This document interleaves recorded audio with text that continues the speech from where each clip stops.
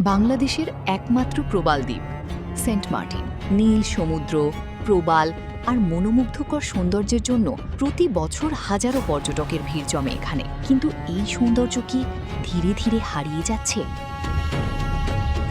Saint Martin কক্সবাজারের টেকনাফ থেকে প্রায় ৯ কিলোমিটার দূরে অবস্থিত। ছোট এই দ্বীপের অনেক মানুষের জীবিকা পর্যটনের উপর নির্ভরশীল। হোটেল, রিসর্ট, রেস্তোরাঁ ও নৌযান ব্যবসায়ে হাজারো পরিবার আয় করে। কিন্তু পর্যটনের সঙ্গে এসেছে নতুন চ্যালেঞ্জও।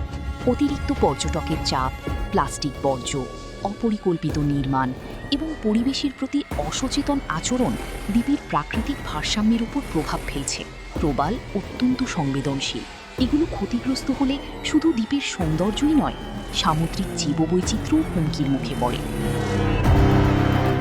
বিশেষজ্ঞরা বলছেন, টেকসই পর্যটন নিশ্চিত করতে হলে বর্জ্য ব্যবস্থাপনা উন্নত করা, পরিবেশ রক্ষার নিয়ম মেনে চলা এবং পর্যটকদের সচেতনতা বাড়ানো জরুরি। সেন্ট মার্টিন শুধু একটি পর্যটন কেন্দ্র নয়, এটি বাংলাদেশের মূল্যবান প্রাকৃতিক সম্পদ, ভ্রমণ আনন্দের। কিন্তু সেই আনন্দ যেন প্রকৃতির ক্ষতির কারণ না হয়। আজকের সচেতন সিদ্ধান্তই হয়তো আগামী প্রজন্মের জন্য এই দ্বীপের সৌন্দর্য রক্ষা করবে। আপনার কি মত? সেন্ট মার্টিনে পর্যটন ও পরিবেশের মধ্যে ভারসাম্য কিভাবে বজায় রাখা সম্ভব? মন্তব্যে জানান।